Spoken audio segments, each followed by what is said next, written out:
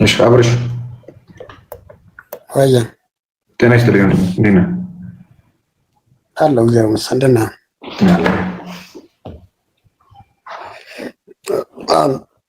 ከልጅቷ ጋር ስታወሩ ሰምቼ ነበር የገባው። እሺ ሜቢ ውይይታቸውን ርዕስ አላልሰማሁም፣ አላወቅኩም።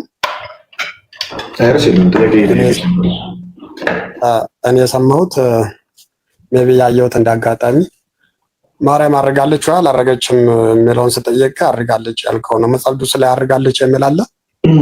ማርያም ሞታለች ወንድማችን አብርሽ? የተጻፈ ነገር የለም። ስለዚህ ሞታለች ወይስ አልሞተች? ሰው ስለሆነች ትሞታለች ብዬ አስባለሁ። ግን መጽሐፍ ቅዱስ ላይ በአንድም ክፍል ላይ ሞታለች ወይ አልሞተችም የሚል ነገር የለም። ጎበዝ ልጅ አየሁ። ሞታለች የሚለው ከሌለ መሞቷን ግን ታምናለህ? ሰው ስለሆነ ሁሉም ነገር አይጻፍም ማለት ነው። እሺ ሁሉም ነገር መጽሐፍ ቅዱስ ላይ አይጻፍም አይደለም። እመቤታችን ቀርቶ የጌታችን ራሱ ሁሉ ነገር መጽሐፍ ቅዱስ ላይ አልተጻፈም። ይሄ የጌታ ተአምር ነው እኮ። ጌታ ያደረገው ተአምር ነው። ጌታ ኢየሱስ ክርስቶስ ያደረገው ተአምር እያንዳንዱ ነገር ተጽፏል ማለት አይደል? ድንግል ማርያም ሞቷ እንዳልተጻፈ ሁሉ መጽሐፍ ቅዱስ ላይ አድርጋለች እንዲሆናለች የሚል ቃል በቃል በአዲስ ኪዳን ላይ የለም። ያ ሞታለችም የሚል የለም። ነገር ግን በቤተክርስቲያን ውስጥ የታወቀ የታመነ በጥንታውያን ቤተክርስቲያን ደግሞ የትኛውን ቤተክርስቲያን ይቀበሉታል። ሞቷንና እርገትን ይቀበሉታል። በታሪክ ውስጥ ያለ ስለሆነ ማለት ነው። የማይቀበል ቤተክርስቲያን ሊነግረኝ አልችልም። አሁን ከጥንታዊ ቤተክርስቲያኖች ማለት የለም። ስለዚህ ሞታና እርገቷ እግዚአብሔር ተአምር ነው። አሁን ከፕሮቴስታንት ወንድሞቻችን ጋር እመኑ አትመኑ የምንባባልበትም ርዕስ አይደለም። የጌታችን የኢየሱስ ክርስቶስ አዳኝነት ላይ ነው መወያየት ያለብን። ከተወያየ ነው መጀመሪያ የሚቀድመው እኛ ፕሮቴስታንቶች ጋር እንደኔ ሀሳብ ምን ቢሆን ይሻላል? አሁን ለምሳሌ ቲክቶኩን አለም ኦልሞስት አይኔም ዲቴል ከዚህ ንግግር ማለቴ እንደ እውቀት ማውራት ነው የምፈልገው። እንደ ሃይማኖተኛ ማውራት አልፈልግም። ይህንን ያዝልኝ። ምንድን ነው ሃይማኖተኛ? እንደ ሃይማኖተኛ ማለት በሆነ ተቋም ላይ የተያዘ ሰው። እኔ የታዝኩ አይደለሁም። ዲክሽነሪ ትርጉም እንደዛ የሚል ሃይማኖተኛ ማለት ኦልሞስት የሆነ ሃይማኖት ተከታይ። እሺ፣ ስለዚህ የሆነ ሃይማኖት ለምሳሌ ሐዋርያት ሃይማኖተኛ አልነበሩ? ኦልሞስት ሐዋርያት ሃይማኖተኛ አልነበሩም ወይ? ሃይማኖት የማን ነው? ሐዋርያት የክርስቶስ ተከታይ ነበሩ። ሃይማኖተኛ ነበሩ ወይስ አልነበሩ? አልነበሩም። እሺ፣ በመጽሐፍ ቅዱስ ይዛል አጠገቤ አለ። እስካሁን አንድ የይሁዳ መልእክት ምዕራፍ 1 አውጣልኝ። እሺ አወጣለሁ። ይቅርታ ቤቴ ማብራት የለው። እሺ ቀጥል። እኔ ያዝኩት መጽሐፍ ወንድሞቻችን ሆይ ስለ ሁላችን ማዳን እጽፍላችሁ ዘንድ በሁሉ ተፋጠኑ፣ እጅግ ተግቼ እጽፍላችኋለሁና ለቅዱሳን የተሰጣችውንም ሃይማኖት ትጋደሉ ዘንድ እማልዳችኋለሁ ይላል። ስለዚህ ለሃይማኖት ተጋደሉ የሚል ሃይማኖተኛ አይደለም። አዎ አሁን እነሱ አሁን ለምሳሌ ሃይማኖት አሁን ሜቢ ከ100 ሺህ ከ10 ሺህ እስከ 100 ሺህ አካባቢ ነው ሃይማኖት። በቁጥር ዲቴል ባላውቀውም ዓለም ላይ ያለው ሃይማኖት አይን ስለነሱ አያገባም። መጽሐፍ ቅዱስ ላይ አንድ ጌታ አንድ መጽሐፍ ቅዱስ ላይ ለየትኛው ሃይማኖት ነው እነሱ የሚለው? እዚህ ላይ እኮ አሁን ለዚህ ሃይማኖት አንድ ለምሳሌ ኢትዮጵያ ውስጥ ሙስሊምና ለምሳሌ እኮ የትኛው ሃይማኖት ይገልጻል? የሙስሊም ሃይማኖት እሱ ሙስሊሙ ሲገባ ራሱ ያወራ ስለ ሙስሊሙ። ሃይማኖት የተባለው ግን ሃይማኖተኛ አይደለም ካልክ ግን ይኸው ሐዋርያት ሃይማኖተኛ ነኝ ይላል እኮ። የትኛው ሃይማኖት ነው? አንተ ስለምታስተምረው ነው ወይስ እኔ ስለምጠይቅ ሃይማኖት ነው? እነሱ ያሉት እሱን እንዳኛለን። እሺ ግን ሃይማኖት የሚለውን ቃል እንደ ክፉ ቃል ይጠራል። ለምሳሌ እዛው ሁለተኛ ጢሞቴዎስ ምዕራፍ 4 ቁጥር 7 ነው። ሁለተኛ ጢሞቴዎስ ምዕራፍ 4 ቁጥር 7 መልካሙን ገድል ተጋድያለሁ፣ ሩጫዬንም ጨርሻለሁ፣ ሃይማኖትንም ጠብቄያለሁ ይላል። ምን አድርጌያለሁ ይላል? ሃይማኖቴን ጠብቄያለሁ። እዛው አንደኛ ጢሞቴዎስ ምዕራፍ 4 ከቁጥር 1 ላይ እሺ አሁን ማለት እቺን ሳናልፋት ደግሞ አንድ ጨርሶ እንትን እያለን እንሂድ። እዚህ ጋርም ሩጫዬንም ማነው መልካሙን ገድል ተጋድያለሁ፣ ሩጫዬንም ጨርሻለሁ፣ ሃይማኖቴንም ጠብቄያለሁ ይላል እንጂ ሃይማኖት የትኛው እንደሆነ አይጠይቅም። እሱንም እኔ ለፍሽ አናልፈው ነው። ሃይማኖት የቱ እንደሆነ ነገር አለ። መጀመሪያ ሃይማኖት የሚለውን ቃል በጠላትነት ተፈርጇል። በአንዳንድ ከሃዲያኖች ወይም ደግሞ መጽሐፍ ቅዱስን በማያውቁ ሰዎች ሃይማኖት የሚለው ቃል ጠላት ነው። የክርስቶስ የራሱ አድርጎት ሳለ ክርስቶስ ነግሮን ሳለ ሐዋርያት አስተምረውን ሳለ ሃይማኖት የሚለውን ቃል ግን ምን አድርገውታል? ክፋት ያለው መጥፎ ነገር ያለው ኢቨን ለምኖች ይሰጡታል። ክርስቶስ እንደሰቀሉ ሰዎች ሁላ እንደዛ መሰለኝ የሰሙት። እስኪ አንደኛ ጢሞቴዎስ ምዕራፍ 4 ከቁጥር 1 ነው። መንፈስ በኋላ ዘመን ብዙዎቹ ሃይማኖታቸውን እንደሚክዱ የሚያስቱ አጋንንትንና የሰይጣናትን ትምህርት እንደሚከተሉ በግልጥ ይናገራል ይላል። መንፈስ ግን በግልጥ በኋለኞች ዘመናት አንዳንዶች የሚያስቱ መናፍስትንና በውሸተኞች ግብዝነት የተሰጠውን የአጋንንትን ትምህርት እያዳመጡ ሃይማኖትን ይክዳሉ ይላል። በገዛ ሕሊናው እንደሚቃጠሉ ደንዝዘው እያለ ይቀጥላል። ስለዚህ ሃይማኖት ማለት አንድ ሃይማኖት አለ። ከዚህ ሐዋርያት ሃይማኖተኛ ናቸው። የትኛው ሃይማኖት እንደሆነ እንነጋገራለን። ግን ሐዋርያት ምንድን ናቸው? ያው አክራሪ ሃይማኖተኞች ናቸው ማለት ነው። ጎበዝ። በቃ ይህን ካመንክ የትኛው ሃይማኖት ነው የሚለውን እንሄድበታለን ማለት ነው። ብራዘር እስኪ ቀጥል፣ ወደ ሀሳብ ግባ። ሃይማኖት የሚለውን የሃይማኖት ተከታይ አይደለም ስላል የሃይማኖት ተከታይ መሆን ግዴታ ነው። ሐዋርያት እንደዛ ስለነበሩ ማለት ነው። ሃይማኖት ማለት ሜይ ቢ ትርጉም ከሰጣችሁ ጣር ሃይማኖት ማለት እንግሊዝኛ ፌዝ ይለዋል። አንድ ጊዜ በተሰጠው ትምህርት ማመን፣ ያ ትምህርት የሚያድነውን ትምህርት ያንን ትምህርት ማመን ሃይማኖት ይባላል። እሺ፣ በዛ ትምህርት ማመን ማለት እንጂ የሆነ እኔ ለምን መሰለህ መጽሐፍ ቅዱስ አሁን ለምሳሌ እኔ ልል የፈለግኩት ሃይማኖት የሀገር ሃይማኖት ነው ያለው። መጽሐፍ ቅዱስ ላይ ግን ጁዲሽ ወይም ኦርቶዶክስ ወይም ካቶሊክ ወይ ጴንጤ ወይ ሙስሊም ምናምን ተብሎ የተጻፈ እንደ መዝገበ ቃል ተጽፎ የተቀመጠ ሃይማኖት የለም። እስቲል ነው። እሺ፣ መጽሐፍ ቅዱስ እያንዳንዱ ሃይማኖተኛ ግን ማለቴ እያንዳንዱ የሚከተለው የሃይማኖቱ ተከታይ የራሱን ሃይማኖት እንደ ቅዱስ አድርጎ ማቅረብ ወይም ደግሞ አሁን ለምሳሌ ከመጽሐፍ ቅዱስ ካልሆነማ ለምን ይከተላል? አባቴ እሱ እኮ ነው የራሱን ሃይማኖት እንደ ቅዱስ ካላደረገ እርኩስ ነገር የሚከተል ከሆነማ ይሄ አውቆ የረከሰ እንላለን። የራሱን ሃይማኖት ሌላ የፈለኩት ነገርማ እሱንማ ገባኝ እኮ እሱንማ ገብቶኛል። ስለዚህ ቅዱስ እንደሆነ ስለሚያውቅ ወይም ደግሞ አምኖበት ስለሚከተል ሌላ የሚከተለው ሃይማኖት የዘላለም ሕይወት ለምሳሌ አሁን ሃይማኖት የመጣው ወይም እምነት የመጣው ሃይማኖት የመጣው ሞትን ፍራቻ ነው ብዬ አምናለሁ። ሞትን ፍራቻ ማለት ሞትን ፍራቻ ማን ያለው? የትኛው ዲክሽነሪ? እኔ ነኝ ያልኩት። እኔ ነኝ ሞትን ፍራቻ ያልኩት እኔ ነኝ። ማስረጃ ከመጽሐፍ ቅዱስ አይደለም። ከፈለኩ እስቲ ሞትን ፍራቻ የምለው ይኸው ስማኝ። ሰው ሞቶ ከቀራ ማን ነው ከሞተ አፈር ሆኖ ይቀራል የሚባለውን ሳይንስ ለማጥፋት ነው ሃይማኖት የመጣው ብዬ አምናለሁ። ስለዚህ አንተ የብቻህን እምነት ነው እኔ እንግዲህ የዘላለም ሞትን ስለምፈራ ነው የዘላለም ሕይወትን ዲሞክራሲ ለዛ ፍራቻ ነው ያመጣው። ስለዚህ አንተ አሁን ኦርቶዶክስ ከሆንክ ጴንጤ የሚከተለው መጽሐፍ ቅዱስ ትክክል አይደለም እና እኔ የሚከተለው ነው መንግስተ ሰማያት የሚያስገባው ብለህ ታስተምራለህ። ጴንጤው ደግሞ ምን እልሃለሁ? አንተ የምታስተምረው መጽሐፍ ቅዱስ አንድ እንደሆነ እያወቃችሁ አንተ የምታስተምረው መጽሐፍ ቅዱስ አስተምሮ የኔ ብቻ ነው ብለህ ታስተምራለህ። ከዛ ካቶሊኩ መጣና ደግሞ የሁለቱን የሚያፈርስና እኔ አስተምሮቱ ግን እንደሆነ ታውቃለህ። የጴንጤና የኦርቶዶክስ የካቶሊክ ልዩነት ምን እንደሆነ ታውቃለህ?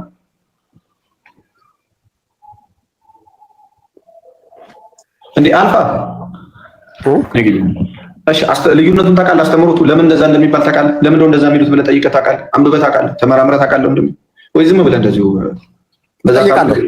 አንተን እንደምጠይቅ እጠይቃለሁ ሁሉ። እሺ ቴንክ ዩ። ምንድን ነው ለምሳሌ በካቶሊክ እና በኦርቶዶክስ መካከል ያለው እስቲል ነው? አሁን ሜቢ ቲክቶክ ላይ ቀርቦ ከሚያስተምሩ ወይም ደግሞ ከሚወያዩ አንተን አሁን ከሚያስተምሩ ከሚወያዩ ወጣቶች አንዱ አንተ ነህ። ዛሬ ደግሞ አጋጣሚ አገኝቼ ነው የገባው። ጥያቄን ትድገምልኝ እስኪ። ምን ብዬ ነው የጠየኩህ?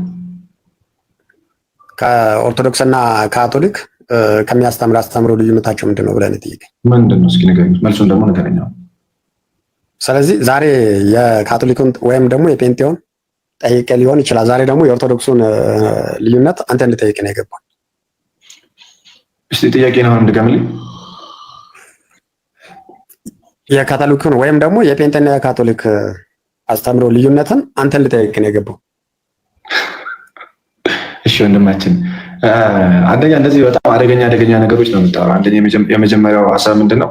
ሃይማኖት ሞትን ፍራቻ ነው የመጣው አልከኝ። ኧረ በኢየሱስ ኬት አመጣው ማስረጃ? ስለ አይ ማስረጃ ራሴ ነኝ አልከኝ።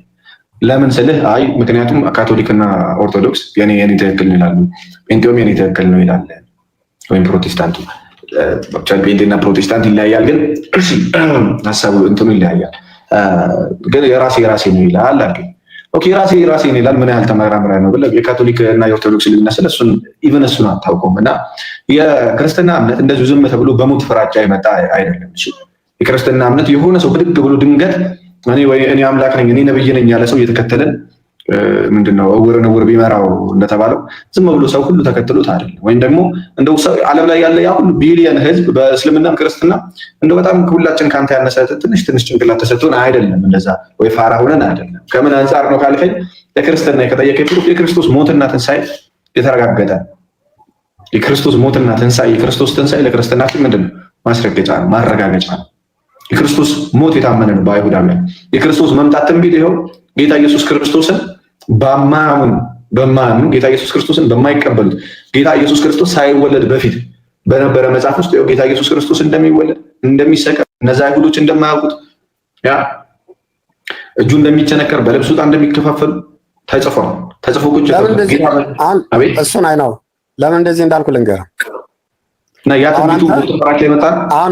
ስማኝ፣ አሁን አንተ ለልጅቷ ጥያቄ ስትመልስ ማርያም በሶስተኛ ቀን ተነስታለች የሚባለውን አስተምሮ ስትናግራት ነበር።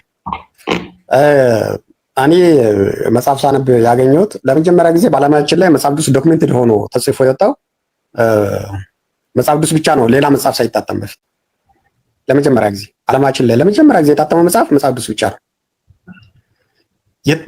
ለመጀመሪያ ጊዜ በተጻፈው መጽሐፍ ላይ ግን ሐዋርያቶች በከፊል መጽሐፍን ጽፈዋል። በጻፉት መጽሐፍ ለምሳሌ ሐዋርያ ጳውሎስ በብዛት መጽሐፍ ጽፏል። እሱ ባስተማረው ወንጌል ላይ ማርያም ሞታ በሶስተኛ ቀን ተነስታለች የሚለውን ቃል አልጻፈም። ስለዚህ አየህ አልተጻፈም። ወንጌልን የሰማ ነው ደግሞ ያወቀ ነው። ሞታለች የሚል ጽፏል ቅዱስ ጳውሎስ። ስለ አስተምሮቱ ልነግርህ ነው። ስለ ካቶሊክ አንተ ስትነግረኝ ከነበረ አስተምሮት አዳምጠኛ እንዴ ከይቅርታ ጋር ቀደም ማለት እንትኑ ታርጌቱን እንኳን አልረሳሁትም። ታርጌታችን ምንድነው? አንተም ስታወራ የነበረው ምንድነው? ካቶሊክ እንደዚህ፣ ኦርቶዶክስ እንደዚህ ወይም ደግሞ ፕሮቴስታንት እንደዚህ ብሎ ያስተምራል። ግን የኛ ክርስትና ወይም የክርስትና ሃይማኖት የመጣው ዝም ብሎ አይደለም ብለህ እየነገርከኝ ነበር። ታርጌቱን አልረሳሁትም። ግን መጽሐፍ ቅዱስ ስንት ክፍል ነው ታውቃለህ? መጽሐፍ ቅዱስ ስንት ክፍል አለው? ባላቃና ባሏ ከዚህ በኋላ እኔ ለምን አሰብኩ? ስንት ክፍል ማለት ስንት መጽሐፍ አለው ነው? በፕሮቴስታንት 66፣ በካቶሊክ 73፣ በኢትዮጵያ ኦርቶዶክስ ተዋህዶ ደግሞ 81። እሺ ስንት ነው የአዲስ ኪዳን መጽሐፉ ስንት ነው? አሁን የምናወራው ርዕስና ይሄኛው ጥያቄ አንድ ናቸው። ምን ያህል ሪሰርች ሰርተህ ነው የሚለውን ቼክ ላደርገህ። እሺ አሁን አንተ ላይ ለምን አታሰርሰኝም? ወደዛ ትመጣለህ። አሁን እኮ ያንን ቀን አሁን ለምሳሌ በቪዲዮ ብገልጥልህ እኔ ያዝኩት መጽሐፍ 81 ነው አሁን ያነበብኩልህ። ሜቢ ሳነብ ይገባሃል ብዬ ነው። አይ ምንም የእትም ነው እንጂ እኮ 66 እና 81 የትርጉም ካልሆነ በስተቀር እኛ 66 እንቀበላለን። አሁን 66 የምትቀበል ከሆነ ደግሞ ለምሳሌ 81 አዲሱ የ2000 እትሙ 81 እርስ ከራሱ ጋር ይጋጫል። መስኬቱ ጋር ነው የቱ ጋር ነው? እሺ ዘፍጥረት ምዕራፍ 4 ክፈተሽ እንዴት እንደሚጋጭ ላሳይ። ዘፍጥረት ምዕራፍ 4 እሺ። ይቅርታ ግን ካልተሳሳትኩ እርግጠኛ ነኝ ጽፌ ያለው የሆነ ከማስታወሻ ማውጥቼ ልነግርህ እችላለሁ። 80 ነው የሚጋጨው? አዎ አዲሱ እትም ማለት አዲሱ እትም በቃ አዲሱ ትንሽ ያውጣል። እሺ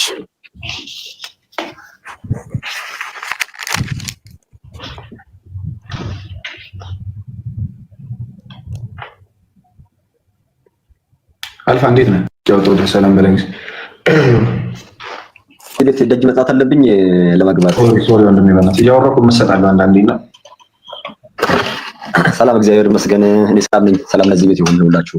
ሰላም እንዴት ነህ? ሰላም አለው ይመስገን። ሰላም ነኝ። ባለፈውም በአጋጣሚ ከዚህ መጥቼ አላየኝም መሰለኝ። አሁን እኮ ዞር ስደው ይቅርታ ወንድማችን። ነገራችን ላይ አብረሽ እስከሚወጣ ድረስ ብዙ ጥያቄ የሚያስነሱበት ነገር ነው የሚያወራው እና ለምሳሌ ማርቆስ 9:1 ላይ ያለው ከእናንተ ውስጥ ብዙዎቹ እኔ ተመልሼ እስከመጣ ድረስ ሞትን አያዩም ብሎ ለምሳሌ ትንቢት ሲናገር ክርስቶስ ተናግሮላችሁ ነበር። አሁን አንተ ከዚህ ከነምታዩት ውስጥ ሞትን የማይቀምሱ አለ እስከ መጨረሻ ድረስ ብሎ ካለፉት ሳይሆን ከሄኖክና ከኤልያስ ውጪ አሁን እሱ ጋር ቆሞ እንዳለ እንደውም ለዮሐንስ ራሱ እንዳይሞት ላደርገው ራሱ ይችላል እያለ ዮሐንስ ወንጌል ምዕራፍ 20 መጨረሻው ላይ ይናገራል። ነው ጴጥሮስ ሲከራከረው ነው እንዳይሞት ወልስ እሱም አለ። ሁለተኛ ደግሞ ለምሳሌ መጽሐፍ ቅዱስ እንግዲህ መጨረሻ የተጻፈው ራእይ ዮሐንስ ወንጌል ምናምን ነው 99 አካባቢ ነውና ክርስቶስ ከ99 በኋላ ማለት ከ100 ዓመት በኋላ ኃይሉን አቆመ ማለት ስራ አቆሟል። ያን ድንቅ መስራት ድንቅ ይሰራ የነበረው በ33 ዓመት በኋላ ከዛ በኋላ ድንቅ መስራቱን አቆመ። ለምሳሌ ዛሬ ድንቅ አይሰራም። ሐዋርያ ስራ በኋላ ያሉት መልእክታት ናቸው እንዳለ ትምህርት ነው እንጂ ታሪክ አይደለም የሚገልጹት። ገላትያ ምትል ቆሮንቶስ ምትል ታሪክ አይደለም፣ ትምህርት ነው የሚናገሩት። ሐዋርያ ስራቸው ነው በቃ ታሪክ። ጳውሎስ ራሱ ሞተ በህይወት ቀር ኖር አይናገርምና አልተናገረ ማለት ግን የለም ማለት ነው፣ አልተፈጸመ ማለት አያስኬድምና ይሄ ነው። ሶስተኛ ደግሞ ምንድነው ብዙ ሰዎች አሁን የማየው ፕሮቴስታንት ኦርቶዶክስ ላይ ከሚጠይቁት ጥያቄ አባፍ 90% ከድነት ጋር የማይገናኝ ጥያቄ ነው የሚጠይቁት። እነሱን የሚያስጨንቃቸውን ብዙ ጊዜ ከድነት ጋር ዳይሬክትሊ ኢንዳይሬክትሊ አንዳንዶቹ ኢንዳይሬክትሊ ከድነት ጋር አይገናኙም። ነጠላ ለምንድን ነው የምትለብሱት ማትለብሱት፣ ወይም ደግሞ መስቀል ለምንድን ነው አንገት ላይ የምታደርጉት፣ ወይም በቃ አይደለ ከድነት ጋር የማይገናኝ ነገር ትምህርት ስላሴን እያለ ትምህርት ክርስቶስ ለልዩነት እያለ ሌሎች ትልቅ ጉዳዮች ላይ እያለ ከድነት ጋር የሚገናኙ ላይ የሚያከራክራቸው በቃ ሌላ ነገር ነው እና እሱ ነው። አሁን መጽሐፍ ደግሞ ይጋጫል አሉ ብራችን ላይ እኔ ታውቀኛለህ ላይ የኦሮምኛ መጽሐፍ ክርስቶስ አምላክነትን ኮምፕሊትሊ ነው ዲና የሚያደርገው ኮምፕሊትሊ ማለት ነው። ክርስቶስ አምላክ የሚለው ቦታ ሙሉ ሮሜ 9 ብትል ዮሐንስ ወንጌል አንደኛ ዮሐንስ ምዕራፍ 5 ቁጥር 20 ብትል ሙሉ ስለ አምላክነቱ የሚናገሩ ክፍሎች ተቆርጠው ነው። የኦሮምኛው ፔንት ቢጠቅምበት መጽሐፍ ቅዱስና አይቲክ ተመልሷል መሰለኝ ቀጥሉበት።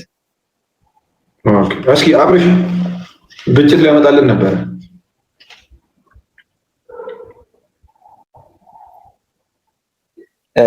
አዳም ሶሪ ቃየልና አቤል የጣሉበት ምክንያት በሴት ምክንያት የሚለው ትላንትና ደግሞ መጽሐፈ ቀሌምንጦስ ላይ ያነበብኩ ነበርና ምዕራፍ 2 ላይ ምክንያቱ ዘርዝሮ ይናገራል።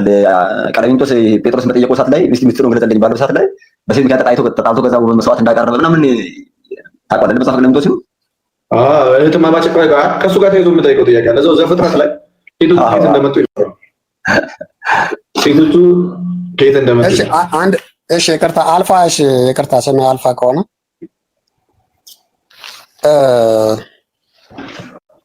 ዘፍጥረት ምዕራፍ 4 ላይ የሚያወራው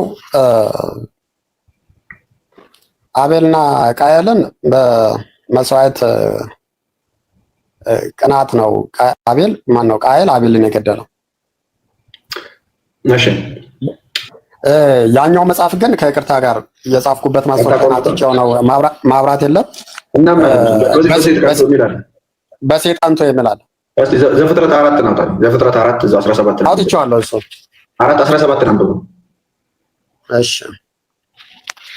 ምዕራፍ 4 ቁጥር 17 እሺ ምን ይላል? እሺ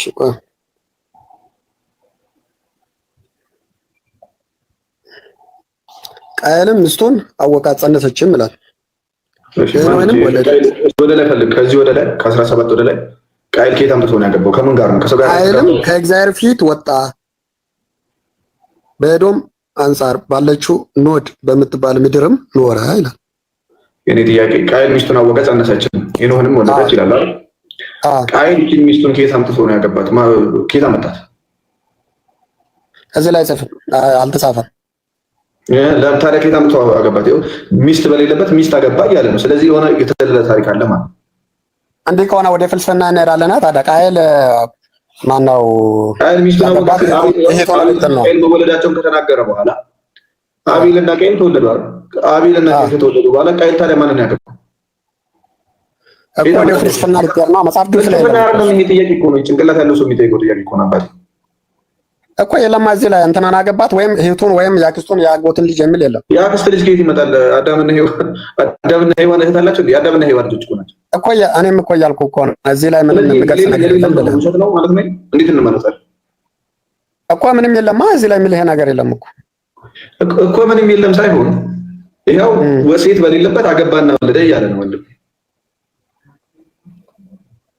ስለዚህ አሁን በሚስቱ ቀንቶ ነው ልትል ነው ወይስ መጽሐፍ ቅዱስ ያለውን በመስዋዕቱ ምክንያት ቃየል በአቤል ገደላ ልትለውን ልትቀበላለች? መች ተወለደች? ምድር ላይ የነበሩት አዳም፣ ሔዋን፣ አቤል እና ቃየል ከነበሩ እሱን አንተም ትመራመራለህ፣ እኔም እመራመራለሁ። እሺ ሁላችንም እንመራመራለን። ለምን ትመራመራለህ? ንገረኝ እንጂ ከተጻፈው ውጭ ካነበብን እኮ ምርምር እኮ። ስለዚህ ዝም ብሎ ትፈጥራለት ነው ተወልዳለት ነው ከየት መጣ? እሺ ከተጻፈው ውጭ የምታምን ከሆነ ምርምር ነው ወይስ አይደለም? ትንሽ ጠይቆ ኤርሚ ቆላስይስ 2 ላይ ለምን ቆላስይስ አይደለም? ቆላስይስ ለምን ትሄዳለህ? ከተጻፈው አሁን ቃል በቃል አሁን ለምሳሌ የተጻፈው ከየት መጥቶ ነው የተጻፈ? ዝም ብሎ ማን ጻፈው? ይሄን እንዴ ከሆነ ሙሴ ነው የጻፈው።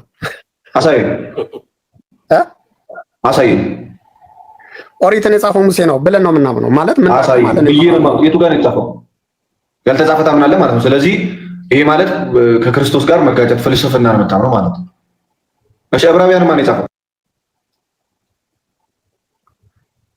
እሺ ዕብራውያን ማን? ወንጌል ከየት መጣለን? እንዴ ከሆነ እኔ እናንተ እንደዚህ እናወራለን። ወንጌል ከየት መጣ? አሁን መጽሐፍ ቅዱስ ብለን እኔ እናንተ የምንሟገተው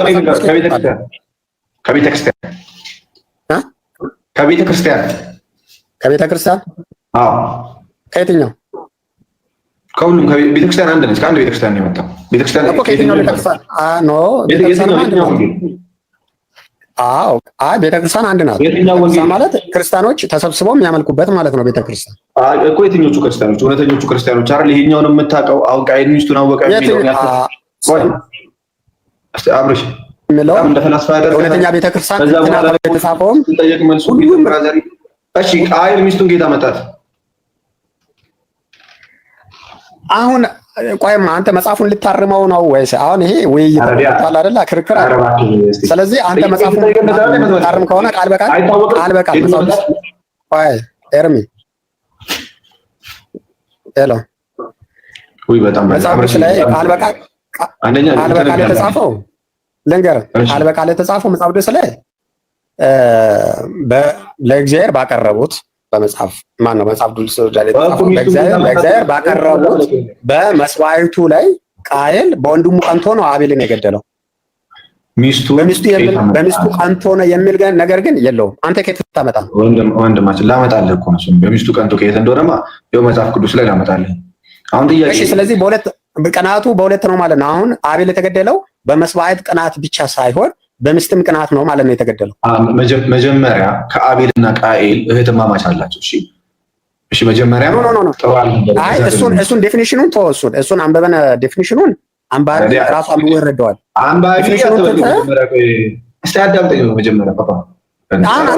አንድ ዴፊኒሽኑን አትንገረኝ አንተ ከተጻፈው ውጪ እንድታወራኝ። ዴፊኒሽኑ ላይ የተጻፈው እኮ ነው የምነግርህ። እሺ ንገረኝ። ይኸው 66 ላይ ከየት አመጣት ሴቷን ስለ ፍልስፍና ነው እንትን ነው እኮ አይቻልም እኮ እንደዚህ መጠየቅ ሚስጥር ነው ልትለኝ ነው። ትንሽ ቆይተህ ደግሞ እንደዛ ብሎ ነገር የለም። መጠየቅ መብታችን እኮ ነው፣ እንጠይቃለን። ከየት አመጣት እቺ ሴት እንላለን። ምክንያቱም ምድር ላይ ከአዳምና ከሔዋን ከአቤልና ከቃየል ውጪ ሰዎች እንዳሉ አልነገረንም መጽሐፍ ቅዱስ። ሴት አመጣ ሲለን ፈጠረለት ወይስ ወለደለት? ከየት መጥቶ ነው ሴት የተባለው እንላለን። መብታችን ነው። መጠየቅ አያስቀጽፍም እኮ ይኸው እየጠየቅ አልተቀጸፍኩም።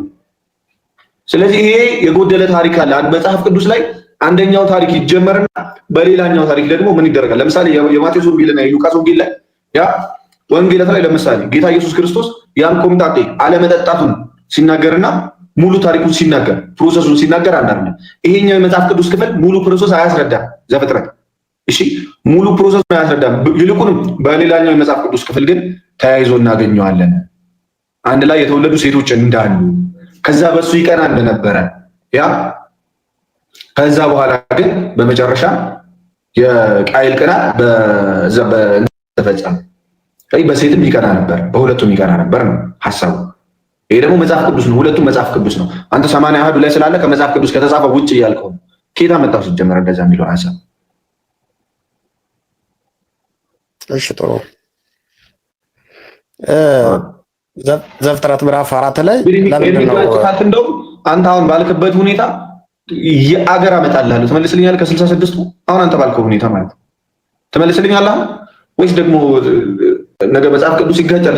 አሁን እሱም ሳስረ አሁን እኔ አንድ ጥያቄ ሳሳ በዚህ ጥንቃቄ የማደርገው አንድ ነገር ማብራሪያ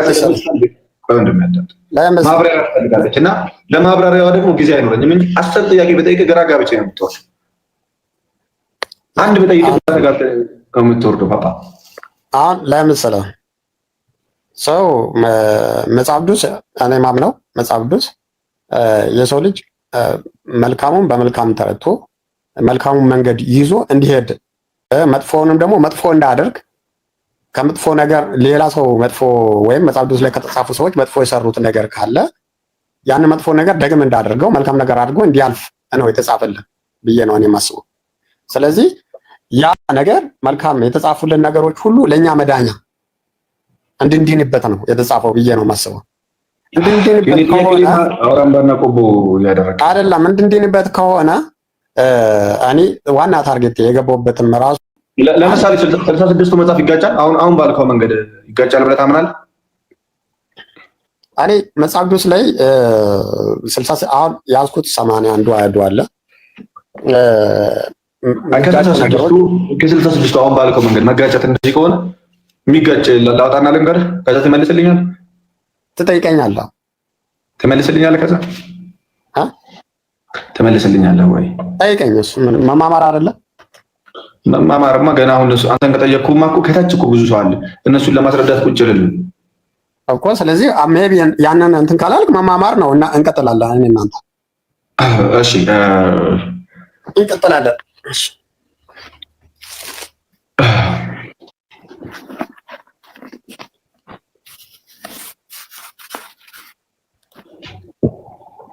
እሺ አልፋ የሆነ ነገር ልታሳየን ነበር መሰለኝ። አሳየው በቃ ፓፓ እንትኑን ላሳየህ እኮ ነው። ይሄ የቀደመውን መርሱን ሜቢ አስከስ ሆነ ባይዘው መቶ ተላሃዶ እንደዚህ አይነት እንትን የሚባል ይሻላል። በጣም አለ ከሐዲስ ኪዳን ከምዕራፍ አንዱ የዮሐንስ ማቴዎስ ወንጌል ሲጀምር እንደዛ ግጭት ይመጣል የሚመስሉ በጣም አለ። ሉቃስ 23 ላይ እኮ ሲጀምር የክርስቶስን ትውልድ ሲቆጥር በሌላ መንገድ ነው የሚቆጥረው። ማቴዎስ ደግሞ በሌላ መንገድ ነው የሚቆጥረው። የዮሴፍ ልጅ ብሎ ይቆጥረዋል ሉቃስ። እዚህ ላይ ደግሞ በጣም ይለያያል እና ያ ማለት ግን ይጋጫል ማለት አይደለም። ቤስት ማወቅ አለብን። አይ ይሄንን እንድታሳያችሁ ብዬ ነው። ይሄ መጽሐፈ ቀሌምንጦስ ነው ምዕራፍ 1 ላይ ማለት ነው። ምዕራፍ 2 ላይ ቁጥር 34 ላይ ጀምሮ ያለውን ሜቢ ቶሎ ብዬ ነው መጽሐፍ ነው። ይቅርታ አልፋ አንድ ጊዜ አብርሽ እስከ 81 መጽሐፍ ነው እያነበብኩት ያለሁት። አይ መጽሐፉን አሰማሁትም ርዕሱን መጽሐፈ ቀሌምንጦስ ቀሌምንጦስ። እሺ አዳምና ሔዋን ከደብረ ቅዱስ ወርደው ከሱ በታች ተቀመጡ። በዚሁ አዳም ሔዋንን ተገናኛት፣ እሷም ጸነሰች፣ የመውለጃ ጊዜ ደረሰ፣ ቃየልና ሉድን መንታዎች ወለደች አለ። ምን ቃየልና ሉድን? እሺ ዳግመኛም ሔዋን ጸነሰች፣ የመውለጃ ጊዜ ደረሰ፣ መንታዎችን አቤልና ቃየልንም ወለደች አለ። አሁንም መንታ ማለት ነው። እነዚህ ሁለቱ ወንዶችና ሁለቱ ሴቶች የአዳም ልጆች አድገው ለጋብቻ ደረሱ። አዳም ይህን ተመልክቶ ሔዋንን እነሆ እግዚአብሔር እነዚህ ልጆችን አሳደጋቸው፣ ስለዚህ ቃየል የአቤልን እህት አቅሌሚያን ያግባት፣ አቤል ደግሞ የቃየልን እህት ሉድን ያግባት አላት። አዳም ሲወስን ማለት ነው። ያው ለማራረቅ ከአቤል ጋር ተወለደችው ለቃየል፣ ከቃየል ጋር ተወለደችው ለአቤል ለሰው ምድር ላይ ስለሌለ ማለት ነው። ከዛ ምን አለ? እሺ ትንሽ ዝቅ ላድርግልና አዳምና ሔዋን በዚህ ተስማሙ። ቃየል ግን እናቱን ሔዋንን እናቴ ሔዋን ሆይ ለእኔ ሚስት ትሆነኝ ዘንድ ከእኔ ጋር የተወሰነው ከአቤል ጋር የተወለደችው ነበር። እሱ ግን ያለና ከእኔ ጋር የተወለደችውን ሉድን ልትሰጡኝ ይገባል፣ ለአቤል ደግሞ ከእሱ ጋር የተወለደችውን እህቱን አቅሌሚያን ሚስት ትሆነው ዘንድ ትሰጡት ይገባል አላት። ቃየል እንዲህ ሲል የቻለበት ምክንያት የሉድ መልክ እንደ እናቷ ሔዋን መልከ መልካም ስለነበረ ነው። አዳም የቃየልን አባባል ሰምቶ እጅግ አዘነ። ቃየል አንተ ከአንተ ጋር የተወለደችውን መንትያ ልታገባ አይገባም፣ ሕግ አይፈቅድልምና አለው። ከዛ ምን አለው ለመፍትሄ? በዚህ ጊዜ በቃየል ላይ ቅንዓት አደረበት፣ ወንድሙን አቤልንም ለመግደል ፈለገ። ወዲያውም አባታቸው አዳም ለአቤልና ለቃየል ለእግዚአብሔር መስዋዕትን አቅርቡ። ለምን መፍትሄ? እግዚአብሔር ይወስንላችሁ። በቃ ካልሰማችሁ እግዚአብሔር ይወስን፣ መስዋዕት አቅርቡ ለእግዚአብሔር። በዚህ ጊዜ ወዲያውም አባታቸው አዳም ለአቤልና ለቃየል ለእግዚአብሔር መስዋዕትን ታቀርቡ ዘንድ ከምድር ፍሬውና ከበግ ግልገሎችን መርጣችሁ አቅርቡ አላቸው። እሺ አዳም ንግግሩን በመቀጠል እንዲህ አላቸው፣ ወደ ደብረ ቅዱስ ውጡ፣ ከዚህም ወደሚገኘው በአተ መዛግብት ግቡ፣ ከዚህም ሆናችሁ በመጀመሪያ ለእግዚአብሔር ጸሎት አድርሱ፣ ወዲያውም የተሸከማችሁትን ፍሬና በግ ለቁርባን አቅርቡ አለ። ከዛን ያው ታሪኩ እንትን ላይ ያለው ዘፍጥረት ላይ ያለው ከዛን የአቤልን መስዋዕት ይቀበላል። ትክክለኛ አቤል ስለሆነ የአባቱን ትእዛዝ የሰማው ቃየል አልተቀበለ። ቃየል ደግሞ ወዲያው እዛው ጋር ሲመለሱ ይገድለዋል ማለት ነው። መንገድ ላይ ታሪኩ ይሄን ባጭር ቃል አንዱ ጋር ተጀምሮ አንዱ ጋር ያልቃል ማለት ነው። እንደዚህ ነው። በዛ አንድ ጥያቄ ልጠይቅህ። እሺ ስለ ግጭት ነው። ግጭት ከሆነ ዮሐንስ ወንጌል ላይ 10 አውቃለሁ ነው። እዚህ ጋር እንደዛ አባንተ በመጥባከይ አንደኛ ቆሮንቶስ ምዕራፍ 4 ቁጥር 14 ነው እንደው ምን አዲስ ርዕስ ሊከፈት ነው ወይስ? አይ እዛው ነው ግጭት ስለሆነ ማለት ነው። እሺ 14 ያው እንደምወዳችሁ ልጆች አድርጌ ልገሰጻችሁ እንጂ ላሳፍራችሁ ይሄን አልዘፈም ይላል። ምንድን ነው እዛ አልፋ ያንብብልኝ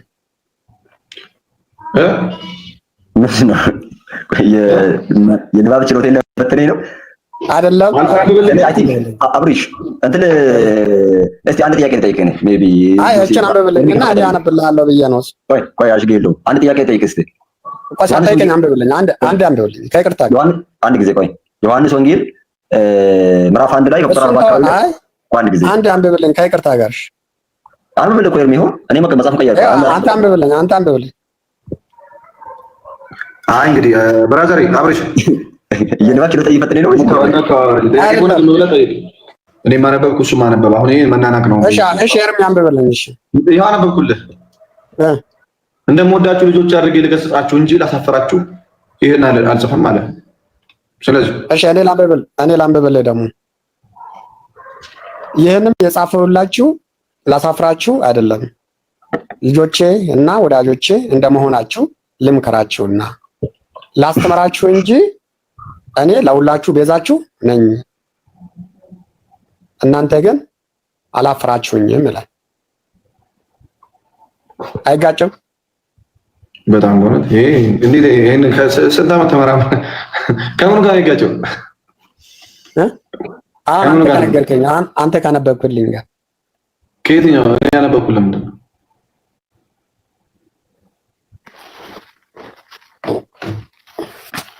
አሁን ያነበብክልኝና የኛው አንድ ነው ሐሳቡ?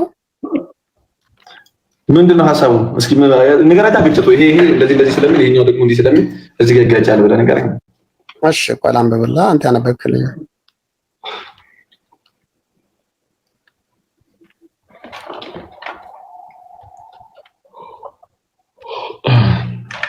እሺ ላንብብልህ አንተ ያነበብክልኝም ማለት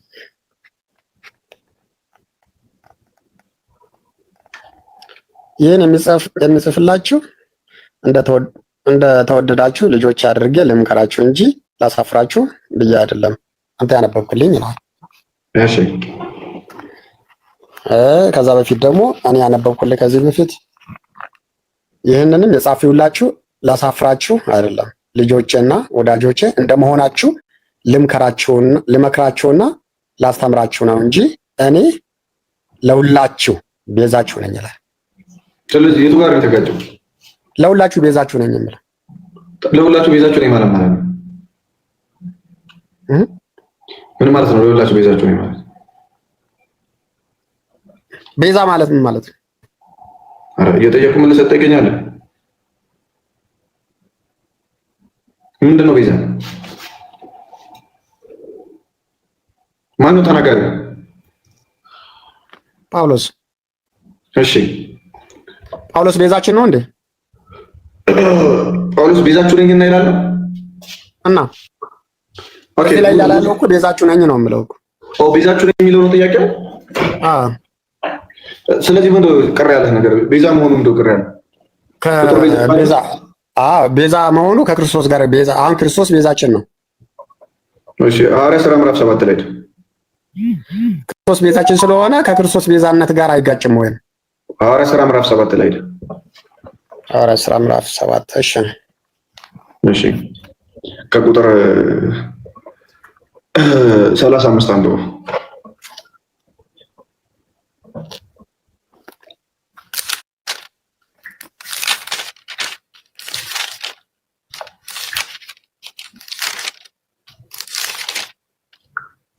ቁጥር ስንት? 35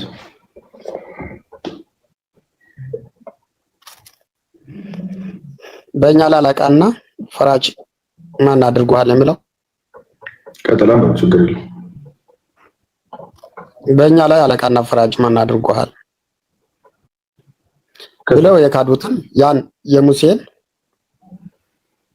ሙሴን በቁጥቋጦ መካከል በታየው መልአኩ እጅ እርሱን መልእክተኛና አዳኝ አድርጎ እግዚአብሔር ላከው። አቤት አቤት ድገሙ እስኪ። ብለው የካዱትን ያንን ሙሴን በቁጥቋጦው መካከል በታየው በመልአኩ እጅ እርሱን መልእክተኛና አዳኝ አድርጎ እግዚአብሔር ላከው። አዳኝ ነው የሚለው እሱ ጋር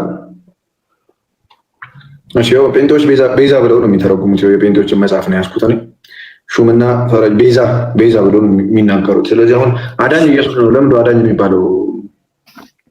እሺ ሌላ ነው መጽሐፍ ምሳሌ ምዕራፍ 4 ከቁጥር 8 ነው። እሺ ይሄንን ደግሞ ልክፈታ። በዛኛው መጽሐፍ በራስ መጽሐፍ ከፈቱ።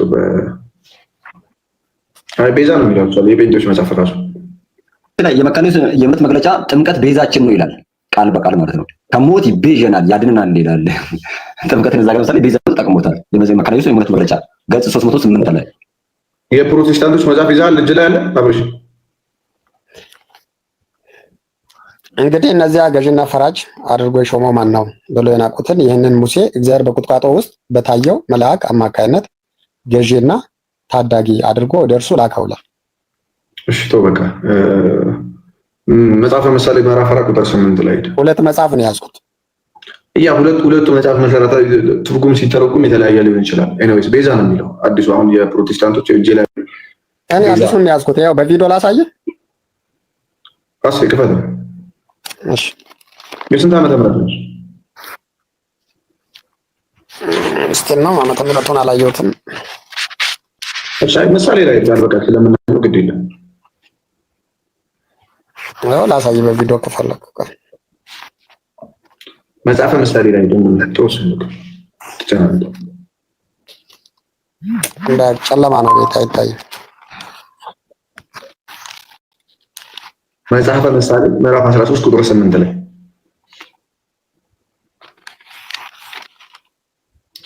እሺ የመጨረሻ ነው ይሄ። እሺ ወንድሜ መጽሐፈ ምሳሌ ምዕራፍ 13 ቁጥር 8 ላይ ግባና አንብበው። ራስ አንብበው። መጽሐፈ ምሳሌ ምዕራፍ 13 ቁጥር 8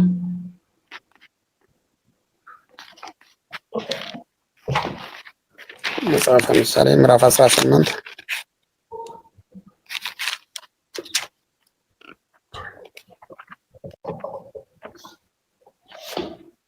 የመጨረሻ ነው ጋይስ። አክቹዋሊ ፍሬም የለውም ብዙ ነው።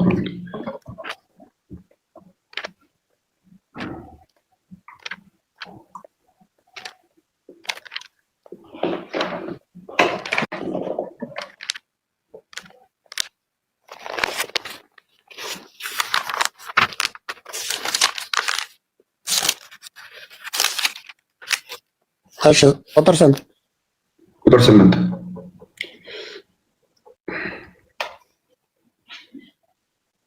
የሐሜተኛ ቃል እንደ ጣፋጭ ጉርሻ ነው ይላል። መጽሐፈ ምሳሌ ምዕራፍ 13 ቁጥር 8 18 አልከኝ መስሎኝ።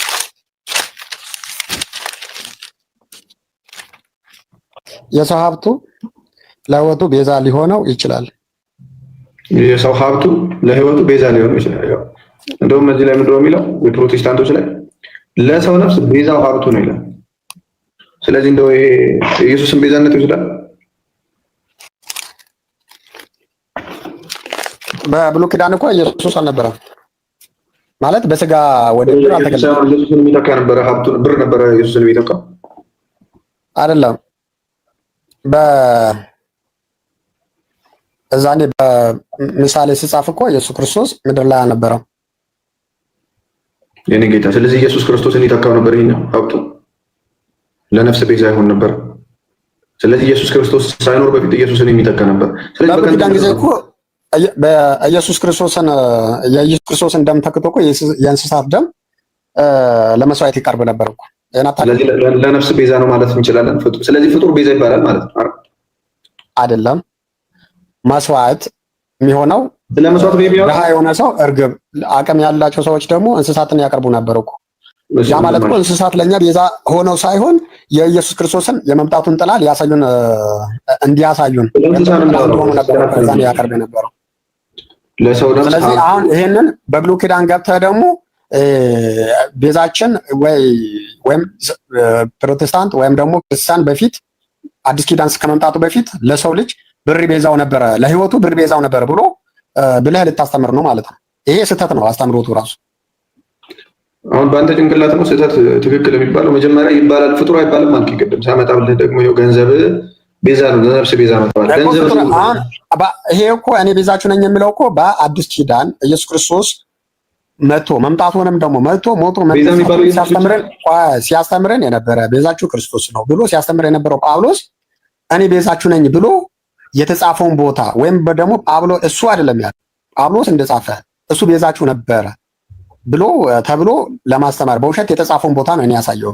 ስለዚህ ይሄ ከጳውሎስ አስተምሮት ራሱ ጋር አይጋጭም ወይ ነው? እሺ ትንቢተ ኢሳይያስ ምዕራፍ 43 ቁጥር 3 ላይ እስኪ ይሄ አይጋጭም ወይ ነው? እስቲ እሱ መልስ። አይጋጭም። አብርሽ ጆሮ ተፈተና ሄደና መጽሐፍ ቅዱስ አንብብልኝ እንደማይጋጭ ላሳይ ነው ወንድም። ትንቢተ ኢሳይያስ ምዕራፍ 43 ቁጥር 3 አንብበው። ትንቢተ ኢሳይያስ እዚህ ጋር ገንዘብ የነፍስ ቤዛ ነው ስል ምን አልከኝ? በብሉይ ኪዳን ገንዘብ ነበር፣ በአዲስ ኪዳን ኢየሱስ ነው አይደል? ትንቢተ ኢሳይያስ ስንት? ቆይ በብሉይ ኪዳን ገንዘብ፣ በአዲስ ኪዳን ኢየሱስ ነው ቤዛ የሰው ልጆች አላልኩም። ስለዚህ ቤዛ ለምን ተባለ? ገንዘብ የኢየሱስን ቦታ ተክቶ ነው? መጽሐፍ ቅዱስን እኮ በቃል እኮ አይደለም እኮ በአውዱ ነው የምትፈታው። አውዱን አንብበዋል? ሙሉ አውዱ ምን ይላል? እስኪ ንገረኝ፣ እስኪ አብራራልኝ። ምንድን ነው እኮ አንብበዋ፣ ምዕራፉን ሙሉ አንብበዋ። ታዲያ እኮ አንብበው ነው ንገረኝ። እንዴት ይትፈቅጅልሃል? አንድ ሰዓት ሰጥቻለሁ።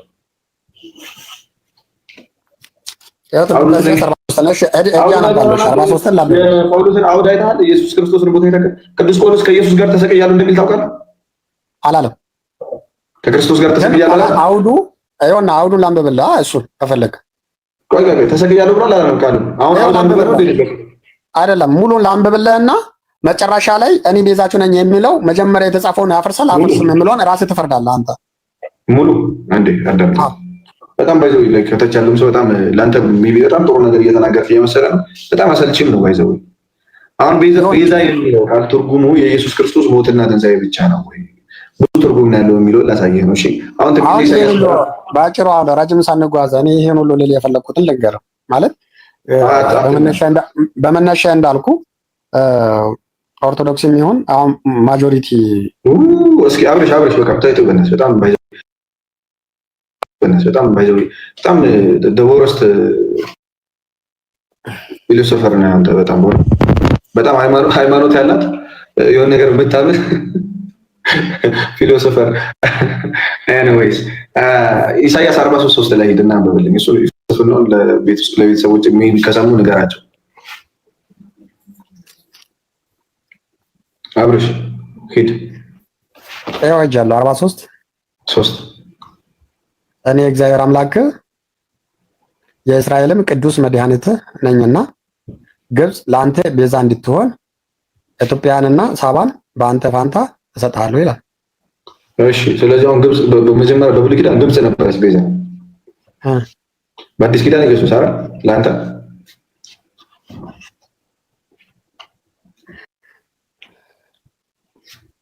ኢየሱስ በምንድን ነው ቤዛ የሆነን? በደሙ አይደለም?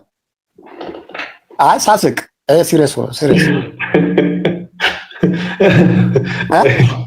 የኔ ጥያቄ መጀመሪያ የኔ ጥያቄ መልስልኝ። በብሉይ ኪዳን ግብፅ ታረግ ቤዛ፣ በአዲስ ኪዳን ኢየሱስ ነው። እንዴት ነው? ግብፅ ብቻ አይደለም እኮ ኢትዮጵያን ቤዛ ናት ነው እንደ ስለዚህ ኪዳን ቤዛ ይሄው ልቀበልሻለሁ። በአዲስ ኪዳን ደግሞ ኢየሱስ ቤዛ። መከራከሪያ ይሄ እኮ የቲክቶኩ መከራከሪያ ርዕስ ነው። ተከራከረ እሱ እኔ መጠየቅ ነው የምፈልገው። እኔ መከራከር አይደለም። መከራከር አልፈልግም ስላለ የጻፈው ሰዎች የጨመሩ ስትል አልነበር እንዴ? ይሄ ልንገርማ፣ ይሄ በአዲስ ኪዳን አሁን ለምሳሌ ለምድርም ብርም ገንዘብም ሀብትም ቤዛ ነው ግብጽ ቤዛ ነበር ትችላለህ። በአዲስ ኪዳን ሐዋርያ ጳውሎስ ክርስቶስ ቤዛ እኔ ቤዛችሁ ነኝ ብሎ ስጽፍ ምን አይነት ስሜት ይሰማል? ሐዋርያ ጳውሎስ ያስተምሮናል ወይ ነው? ሐዋርያ ጳውሎስ እንደዚህ እስኪ አዳምጥ መጀመሪያ ብራዘር። እያዳመጥኩ ነው። ሐዋርያ ጳውሎስ ቤዛችሁ ነኝ ስለ አንተ ትቀበላለህ? ቤዛ ነው ብለህ? አዎ እቀበላለሁ። በቃ ስለዚህ እሱ የአንተ እምነት ነው ማለት ነው። ሜቢ ኤርሚ የት ቤተ እምነት ነው እንዳብሬሽ መጀመሪያ ፈላስፋ ነኝ ሲል ነበር እኮ።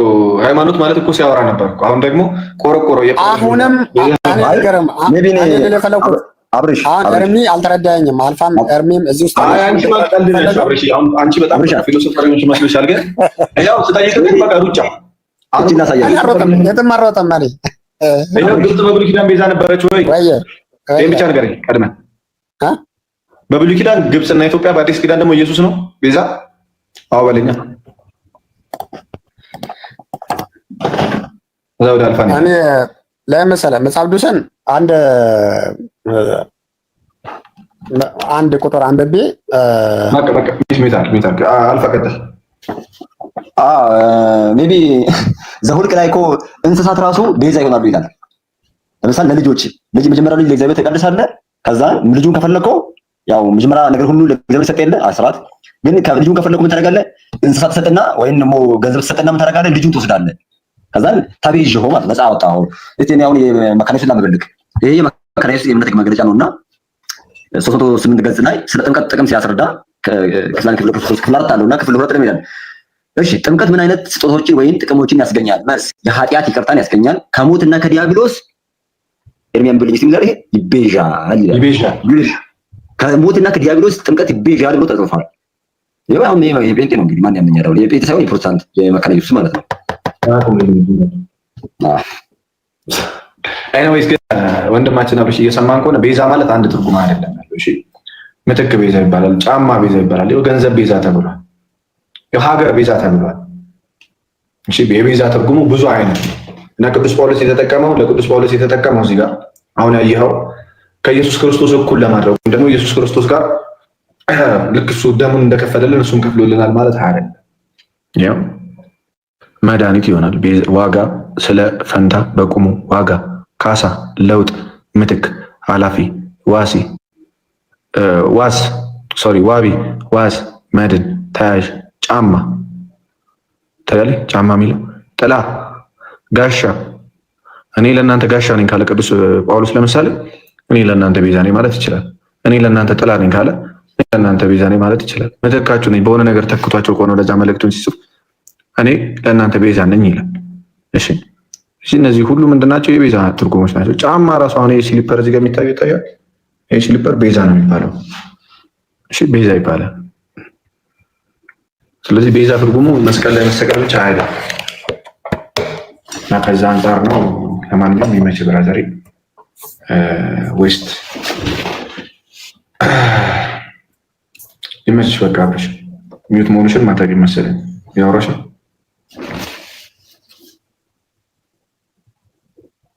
ሸይቲንግ አንሚዩት ማድረግም የሚችል አይመስለኝም። ወንድማችን ተባረክ አብረሽ ልንገለሽና ሌላ ጊዜ ትገቢያለሽ። አራዳለች